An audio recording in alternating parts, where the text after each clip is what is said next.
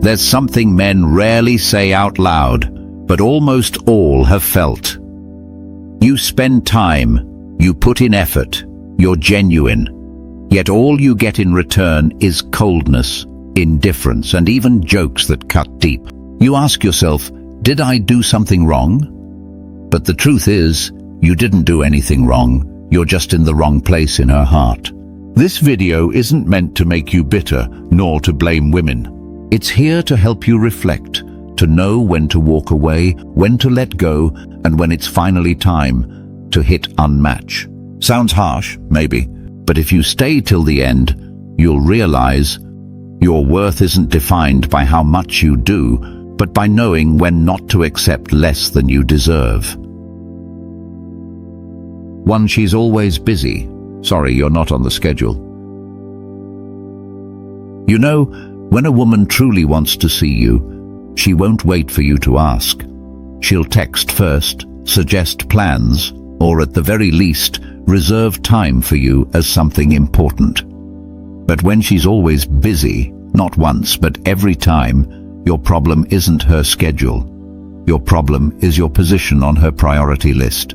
In the US, people really are busy.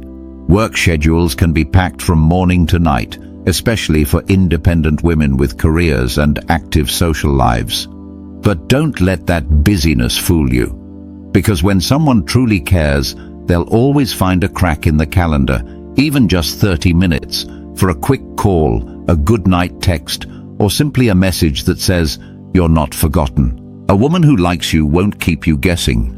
I knew a guy in Seattle, software engineer, tall, stable job, kind heart. He started dating a girl through mutual friends. At first, everything seemed fine, a few dinners, fun conversations, but soon, every time he tried to meet up, she was busy. "This week's deadline is crazy.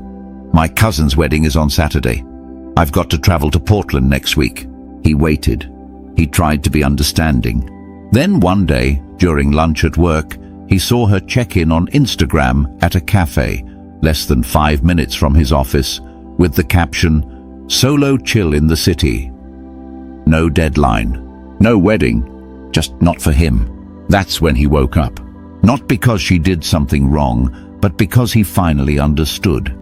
If you were important, you would have been there. The truth isn't in the words "I'm busy," it's in your absence from her reality. We often make excuses for others by inventing reasons on their behalf. But when someone doesn't make time for you, they're saying something loud and clear, without using words. "You're not part of what matters to me." And you know what that means? It's not your fault, but it is your cue to stop, not to blame, but to protect your worth. You don't need a woman with free time.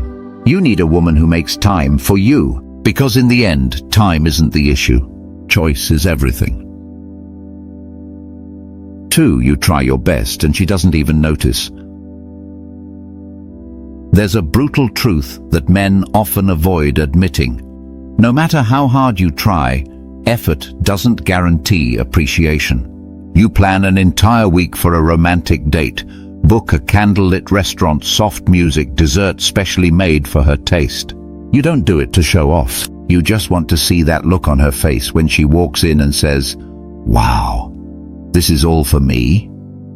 But what you hear instead is a casual complaint. "The pasta's a little salty. I kinda prefer Olive Garden." That sentence sounds small, but the feeling is not. It's a nail hammered into a heart full of warmth. It says, "I don't see what you're trying to do." In America, you know who else gets treated like that? Delivery drivers or waitstaff, people expected to perform flawlessly. No thanks when they get it right, but all the complaints when something's off by an inch. That's you in this relationship, the one serving, not the one being loved. You give, you're thoughtful, you sacrifice time and emotion, and she doesn't notice. She doesn't see the little things you silently do every day. And the sadder part? You keep doing them, hoping one day she'll finally get it. But that's not love. That's self-harm wrapped in kindness. If someone can't even say a simple thank you when you give, maybe you need to step back and ask, Why am I pouring my heart into a place that doesn't hold it? Gratitude isn't just politeness.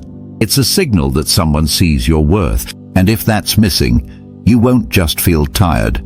You'll start losing yourself in the exhausting chase to be good enough. You're not a candidate applying for a job in the emotional support department.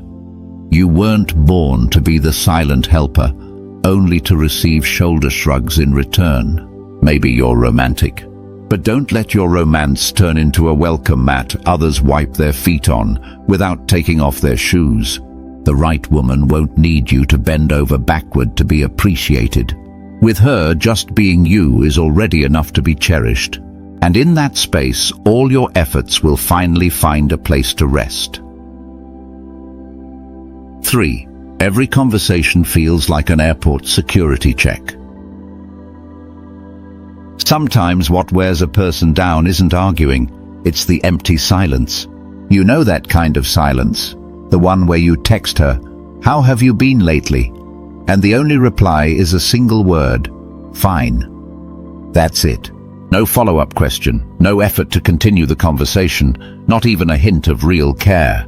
It's like talking to a lamppost with Wi-Fi, signal received but never any sign of life. You try to open up. You share that your mother just got discharged from the hospital after a serious illness. You expect at least a "I'm glad she's okay" or some tiny sign of concern. But no, she changes the topic to a TikTok someone posted about getting 50% off at Forever 21. You're stunned, like bringing a heartfelt real-life story to a competition and being disqualified for not having enough viral potential. If talking to her feels like filling out tax forms for the IRS, with rigid questions and no one ever reading the emotional sections, then you need to stop. Because you're not in love. You're participating in a survey where the other person doesn't care about your answers. And no one should have to live in a relationship that feels like an airport interrogation, where you're forced to remove your emotions, hopes, and trust just to be allowed in. Real emotional connection doesn't mean talking 24/7, but it does require one basic thing: listening. Not the kind of fake nodding, not the cold "okay haha lol" tossed out like a chatbot, but the kind that makes you feel someone actually sees me.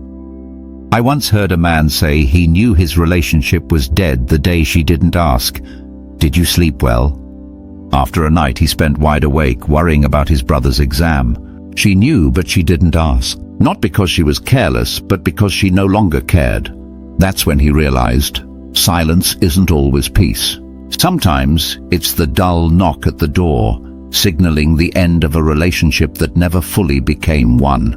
Love cannot grow in the cold wasteland of indifference. It needs warmth, simple questions, genuine listening, and the feeling that you're not the only one talking in a room full of echoes. If every conversation leaves you feeling lonelier instead of closer, then maybe you're talking to the wrong person.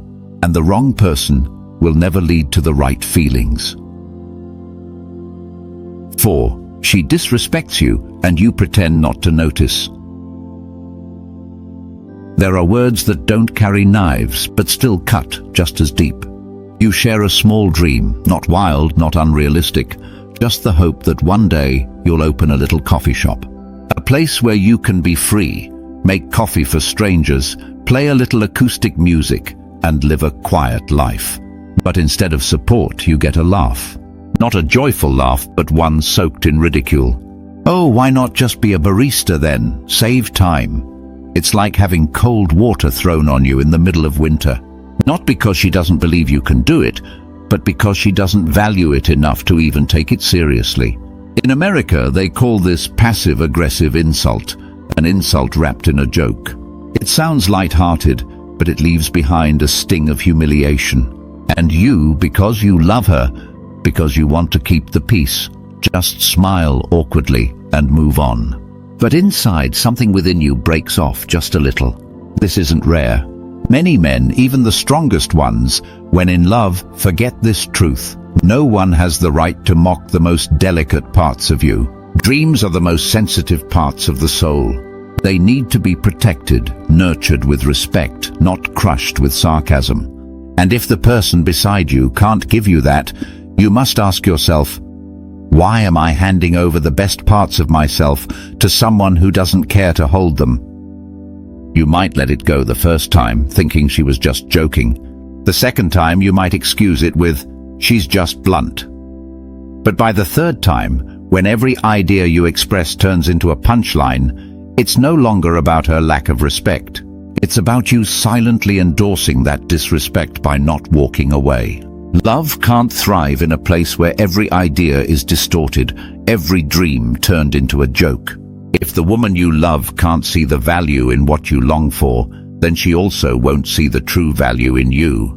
And when that moment comes, you don't need to explode. You just need to quietly walk away, like someone guarding a precious gem from hands too careless to hold it. Closing. Don't confuse kindness with obligation. Don't mistake love for endurance. You weren't born to be the emotional pavement for someone's messy journey just because they're not ready to love the right way. You're not a 24/7 customer service center, not a name forgotten in the priority list, and definitely not a floating device for someone who only calls when they're drowning. You are you. A whole person with feelings, hopes, and the right to be treated with kindness, honesty, and respect. No one has the right to make you feel guilty for loving too much. But you have the responsibility to stop giving your value to a place where no one knows how to cherish it. If she can't see the real you, or only sees you when it's convenient, then maybe the best thing you can do is not try harder, but stop. Open the app, look at her name one last time, and quietly unmatch. Not because you're small, but because you've grown big enough to know you don't belong where you're not chosen.